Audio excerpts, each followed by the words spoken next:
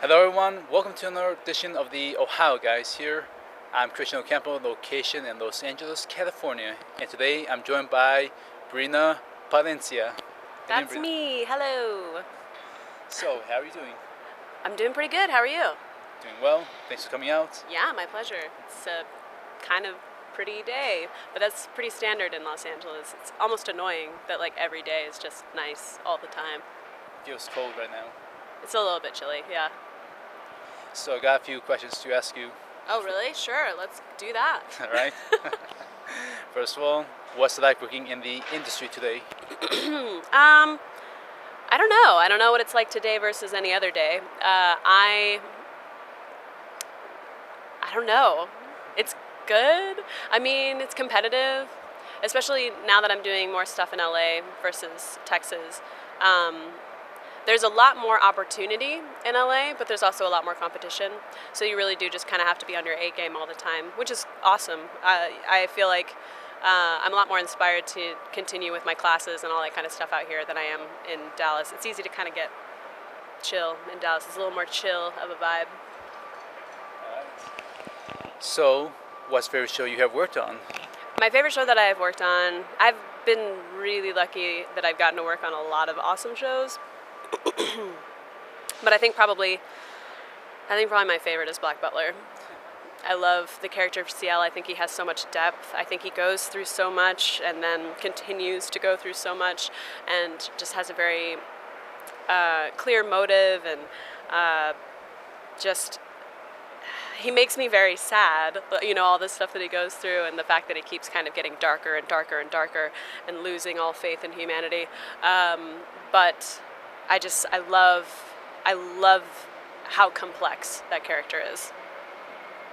Nice. And doing the accent is fun too. Of course, the British accent. Yeah. Beautiful. Mm-hmm. Or as TNS call it, the Queen's British. Yes, the Queen's English. Yeah. All right. Another show you worked on, or video game I would say, what was that working on the Borderlands series? Borderlands was really fun and kind of surprising because typically, well, I was really surprised to even get cast as that role because I don't really play sexy characters like that typically. I still am confused as to why I am the voice of that character, but I'm happy I am. She's really interesting, and she could have been a very one-dimensional character, but I think especially in Borderlands 2, Anthony Birch, the writer, did a really good job of giving her depth and actually making her a real person and not just, you know, a set of tits, which is always nice.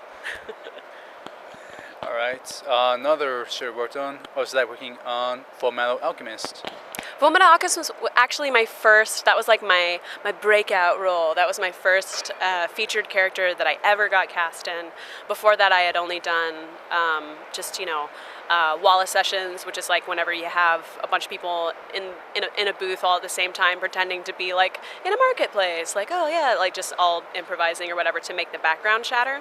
I had done that and like a couple one-liners and that was it. So Fullmetal Alchemist has a very special place in my heart because it was my very first meaningful role, and it's definitely one of those that even still to this day, with how much I've done, when I say that I played Nina Tucker in Fullmetal Alchemist, I always get the oh, like everyone just reacts so so emotionally. It's great. Another movie I would say you worked on, what was that working on Appleseed Alpha? Oh, Appleseed Alpha was really cool. That was my first time getting to do motion capture. So I got to do the motion capture for my character and do the voice for my character. And when I was doing the motion capture, I hadn't been cast as the voice yet. And so when they told me, like, I don't remember, I think it was like a couple months later, and they were like, hey, do you want to do the voice too? I was like, yes, please.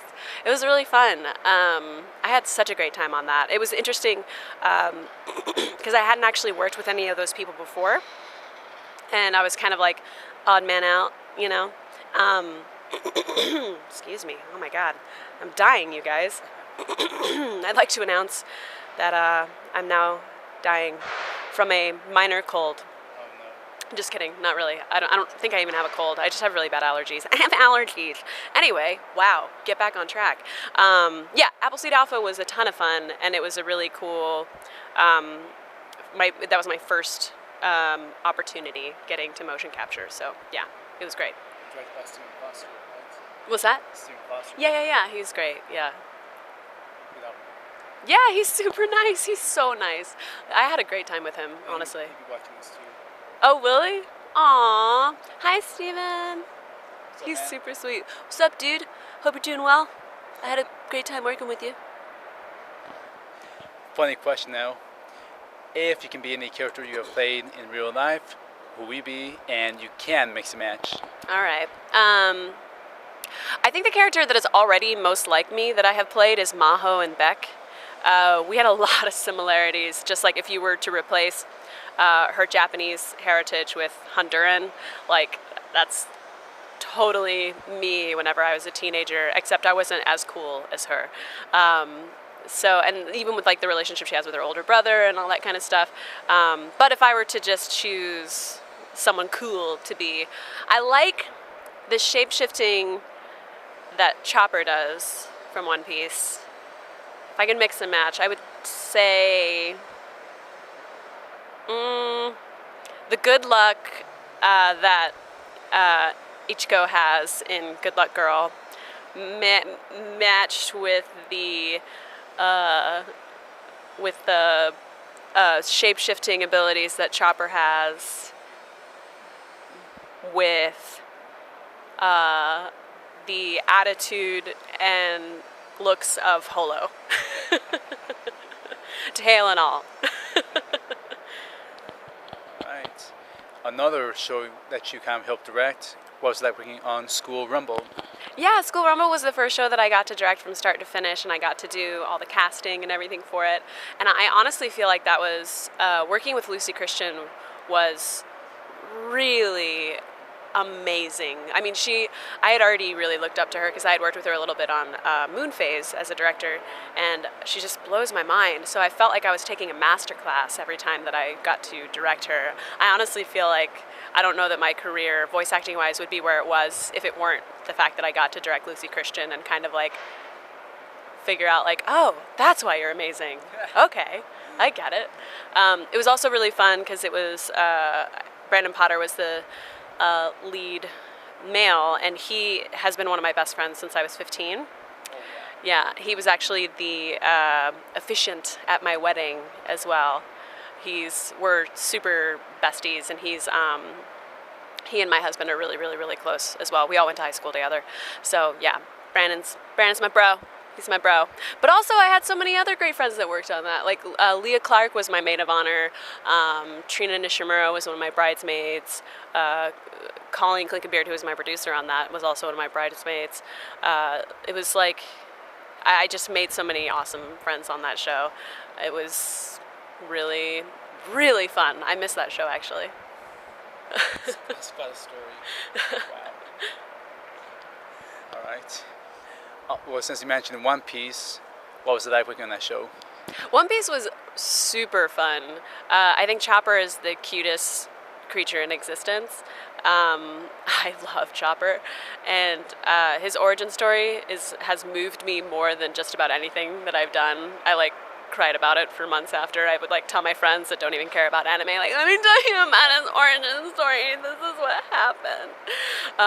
It was kind of embarrassing, but I was so obsessed with it. And that was just a really fun character because that was one of those, when it came around to Funimation, everybody wanted to be a part of it because they knew it was going to be huge. And so it was the most intense audition process I've ever had to do. Because usually when you audition, it's like you audition once and you either get it or you don't. Maybe you'll have a callback, but typically with voiceover, it's like one time, yes or no. And with Chopper, I think I went in like 4 times, like because they kept having to narrow it down, and Toye was really specific about approving the voices and everything. So when I finally got it, it was like, yes, there was like so much build up, getting there. So it was a really kind of magical experience. Now to our live action questions. What was it like working on Starcrossed? I loved Starcrossed. I loved my character in Starcrossed, which you can watch on Netflix. I loved my character on Starcrossed because she was such a good person, well, alien, whatever. She was so good that I felt like she made me a better person getting to play her.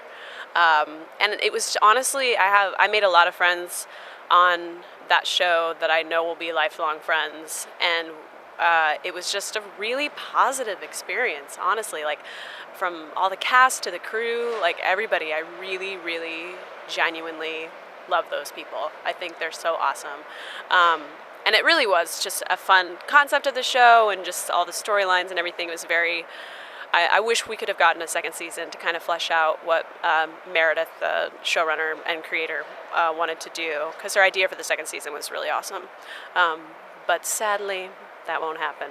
But maybe if enough people watch it on Netflix will pick it up. I don't know. I don't know if that's a thing, but like, I like to dream. I like to dream. Might happen. Who knows? I'm not a representative of CBS or CW. I don't know if that is even an option. I have no idea. All right. Now, what was like working on Chariots? Chariot was great because that was Eric Vale wrote Chariot and cast me in it, and it was also really fun getting to work with Ian on camera because he directed Black Butler, and I had directed him a little bit on stuff before that, and it was just really fun getting to work, having someone that you've worked with so much on the mic, getting to actually like face to face, we're having a conversation.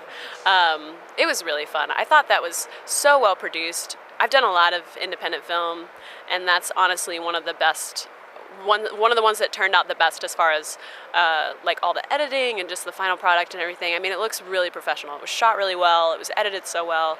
I was really, really impressed with what they did on such a low budget, because it was not a high budget at all. I don't know exactly what their budget was, but it was very, very low. But yeah, it was a lot of fun, and I was really proud of Eric and Brad Osborne, who's the director and editor, and it was just pro. It was well done. Awesome. So, is there anything else coming out that you can't talk about, or anything you just want to plug in at this time? Oh, I just found out that I can say that I'm playing Melka in the new Gearbox game Battleborn, and I know that they've done like some test play with it. That sounds raunchy. Test play. Yeah. Anyway, I don't think that's what it's called, but you get it. I don't know when the game comes out, but I'm in it, and I play a really fun, cool character named Melka. And I just finished shooting on a short called Recalculating. That was really fun. I got to work with Zach Perlman and Peter Gilroy, who are both the nicest humans in the world. Diane Weiss was the one who directed it, but I know that they're going to do like that. That'll be a while, because they're going to do film festival circuit first, and then eventually release it online, from what I understand. But it's a really fun, silly short, and yeah, as far as things that I'm allowed to talk about, that's it. But there's cool stuff happening. Oh yeah, Durara. I could talk about that. That was so fun. I got to be Russian, and I didn't know that I was going to be Russian when I walked in. They were just like, Lauren Kahn was my Russian dialect coach, which was super dope having her, because I walked in and she was like, I'm your Russian dialect coach. And I was like, I'm doing Russian today? And she was just like, yep, surprise. But thankfully, since she was there, it was not an issue. She was fantastic. And she's also super hot, for the record. If you ever see this, Lauren, she's very hot. But yeah, that was a lot of fun. I loved playing that character. That was, like I said, it was the first time I ever got to do Russian. All right, last question, and we ask this to everyone we interview. Any Facebook, Twitter, or any other social media for the fans to contact you? Yes, Twitter, I'm at Brina Palencia, and then also Instagram. I write little stupid like 15-second songs on there a lot, and I post a lot of pictures of my cats. So on Twitter I'm at Brina Palencia, and then on Instagram I'm at Brinakins. And I have a Facebook. I don't really check the Facebook that much, but I check Twitter and Instagram daily. I think that's it. I do have a YouTube channel, which I think is also called Brinakins. But if you just YouTube Brina Palencia channel or Brinakins, I'm sure you could find it. And And I've been posting a lot more song stuff on there lately if you guys want to hear me sing more. I most recently posted a duet that my husband and I did of a song called Dance With Me by Lonesome Wyatt and Rachel Brooke. And we do the whole thing in kigurumi. We're wearing kigurumi. He's White Tiger and I'm a dragon, yeah. I think it's pretty cute. I think we're pretty cute. So you should check it out on my YouTube page. If you follow me on Twitter or Instagram, there is a link directly to my YouTube channel that's on there. So if you can't find it when you're trying to search it, just go on Twitter or Instagram. All right. Well, I want to thank you for joining me for the interview. Yeah, my pleasure, my pleasure. And I want to thank our fans for tuning in for another edition of the Ohio Guys. So we'll all see you next time. I'm Christian. I'm Brina. And we'll see you all next time. Bye.